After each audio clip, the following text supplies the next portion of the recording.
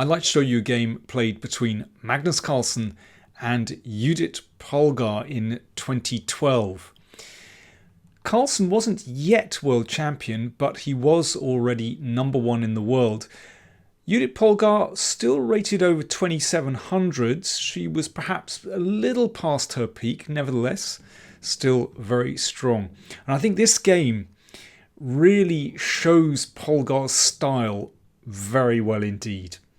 So it was played in the final of a rapid play tournament in Mexico, a 4-game match, and this was game #1. Don't forget to like, comment, share and subscribe. And do consider supporting us via Patreon or PayPal. Carlsen with the white pieces, and we quickly go into a King's Indian defence. Well, the King's Indian was really Polgar's favourite opening in her younger days. Then she kind of grew up a bit and played the openings like the Queen's Indian. But, well, she obviously felt for a rapid play game, the King's Indian was absolutely appropriate. And, well, good strategy because it can get very complicated. And often you need time to control or to understand these wild positions that can result. Now, Carlsen has played h3. This is a variation that I like very much for white. Basically, we're going to meet black's kingside aggression with aggression ourselves with white. So e5, the standard move, and d5, so white closes the position, gains some space. And you have sometimes the chance to play on the queen side with c5. But in this variation, you've played h3 and you want to go g4. So this is how the game panned out. Queen e8. Sometimes that queen can be very useful on this diagonal. And now g4. So this is the idea that basically that the classic break for black in this opening is to play f5. So g4 is directed against that. Knight c5 attacks the e-pawn, and knight d2. And a5, so that prevents white from playing b4, driving the knight away. And then bishop e2, good move, c6. And here Carlsen plays rook g1, which is certainly a very reasonable move. I quite like h4 here, and just driving on as quickly as possible with h4, h5. And that really puts pressure on black, actually. But anyway, rook g1 also pretty good. King h8. So understandable that Polgar feels the need to just step out of the line of that rook. Even though the position's closed, the g-file's closed at the moment. Could open later. h4, there we go. That pawn move comes in anyway. And now knight g8. So the knight goes back, potentially in order to play f5. So queen c2. So Carlsen is preparing for f5. It could be that if things get a little bit too hot in the center, then that king can just duck to the queen side very quickly. So for example here, if f5, this is a perfect illustration of white's strategy. We exchange. You can take on c5. And then just castle queenside. So you can see the rook is perfectly placed looking at that bishop. And white is going to play on those central light squares, you know, potentially exchanging here and putting a knight on e4. And white's king is going to be pretty safe on b1. So this is the big idea, that basically you turn the tables on black. You're going to be the one attacking on the king side. I've always really enjoyed playing this variation with white. Polgar did not play f5, instead played bishop d7. So what she's doing is trying to build up, potentially play on the queen side in case white's king ends up over there.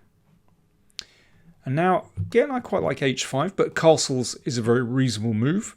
and Polgar exchanged on d5. Now this is a really big moment in the game. This is the kind of position where it would be nice to invest, 15 minutes or so just to get everything right in a classical game. Well, if c takes d5, then b5 gives black some play. So we don't want to play like that. E takes d5 is a counterintuitive move, but very interesting. So normally you'd say, oh, well, that just gives black the chance to get this in. But actually, it's very difficult to advance those pawns, and h5 really puts pressure on black. So if this one advances, then we can just take here, take on g6, put a piece on e4, beautiful position. If, let me see here, if the e pawn advances, then we can take on g6, and that open h file could be pretty nasty. And if, let's say, pawn takes pawn on g4, well, we can just recapture on g4. You see that white is going to get control over this square. It's actually should be a very nice position for white. So e takes d5 was definitely worth considering. Carlsen played, let's say, the natural positional move. Putting the knight on d5, it looks a beautiful piece, and it looms over into black's position. But that does grant black a little bit more freedom. Polgar played the knight back to e6. You can see that now that there's no pawn on d5, then the knight looks at the d4 and f4 squares. But Carlsen continues with h5. Now that's pretty interesting because, again, we want to take and put the rook on h1, and there is potential play against the king.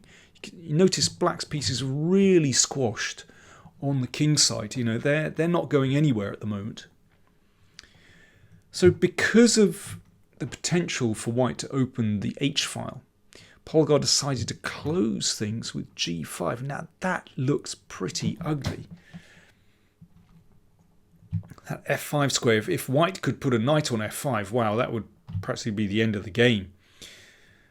But there's something for black with g5 as well, because it means that it's easier to play the knight into f4, which is a nice square. King b1 played by Carlsen. Now, bishop a4, of course, that gets hit back. But the bishop improves its situation. It's now on c6 rather than d7. So it's looking pretty good just looking at that knight on d5. And here Carlsen played knight b6, attacking the rook. So if the rook comes up here, then there's c5, and that opens up this diagonal. So therefore rook d8. And now queen c3 attacks the pawn on a5, which is now a little bit loose. So it looks like Carlsen has everything under control here, basically. Polgar threw in knight f4. Of course, white never wants to take that because it'll open up the long diagonal.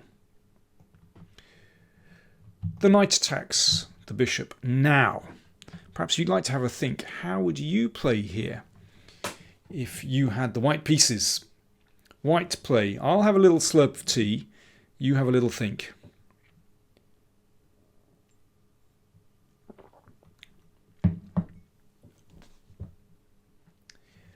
Well, Carlsen put the bishop back to f1, which is quite an understandable move because the bishop just gets out of the range of that knight on f4. But there is a drawback to playing the bishop to f1. I think it would have been better to play rook e1. Now this is quite subtle, but we'll see why I think rook e1 is a better move in a second.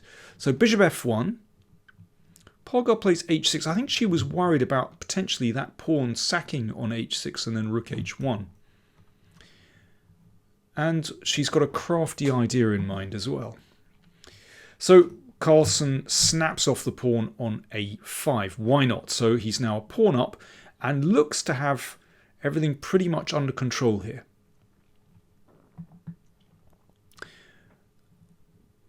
f5 from Polgar. So this is her idea. And now things start to get wild and woolly. So the queen is just a little bit offside for the moment. And f5 presents white with a few questions, let's put it like that. So if e takes f5, then knight f6. That knight comes back into play. d5 could be possible, opening up the position. And then that bishop could well come into play on the long diagonal. So no, don't want that. So Carlsen played g takes f5, maintaining control over d5. But now, after this, a window opens for the queen to climb out.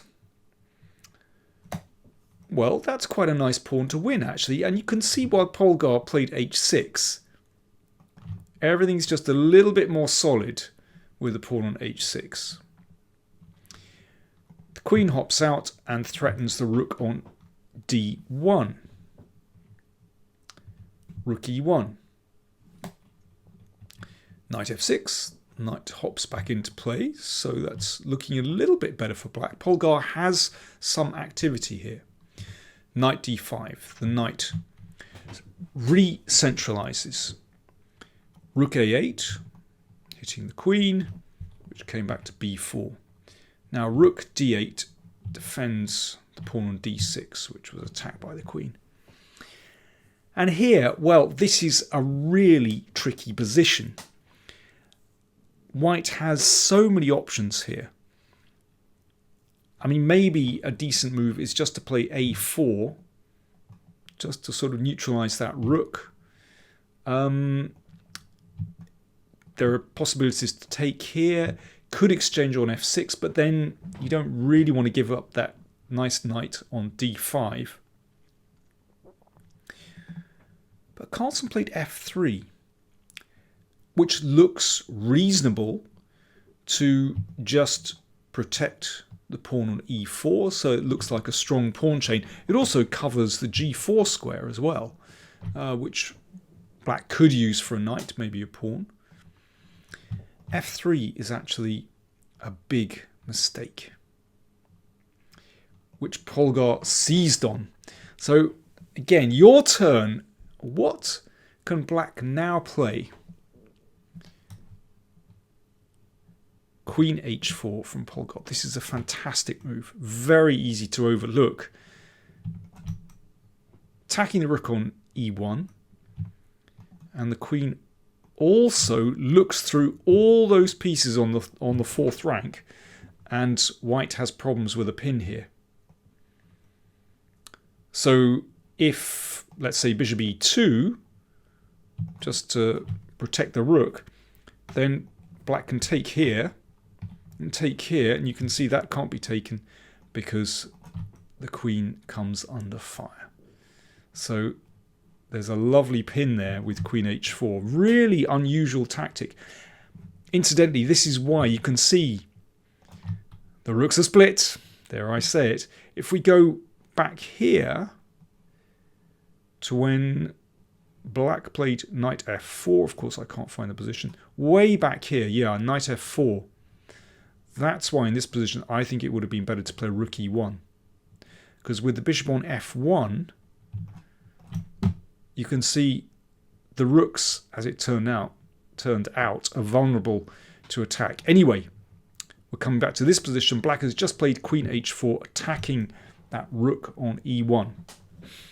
Rook c1, and now bishop takes. And here, well, in fact, Carlsen gives up a piece.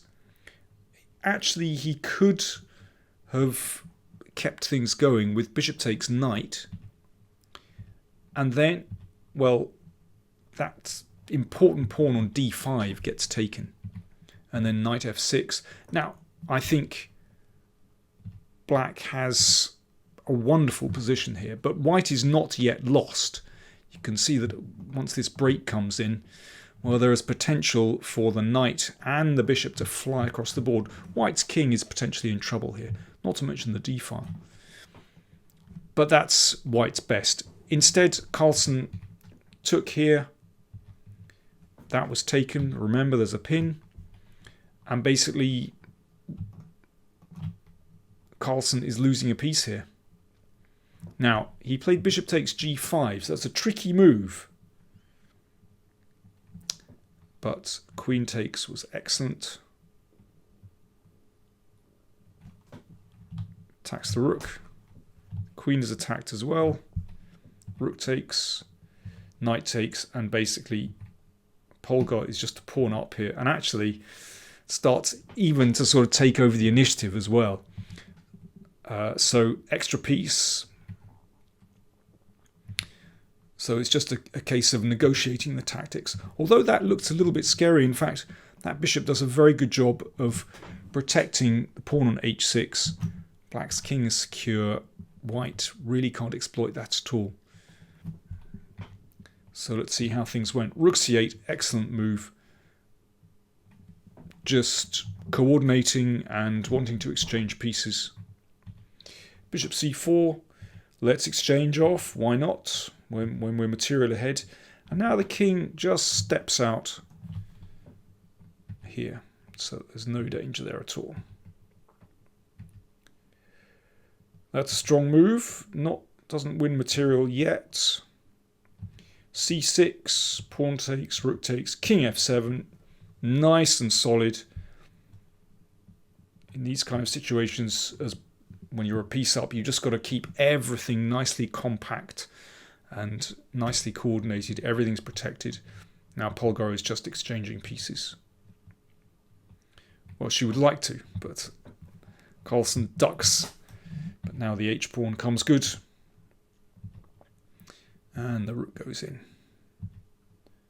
Again, everything is just beautifully protected. Everything's together.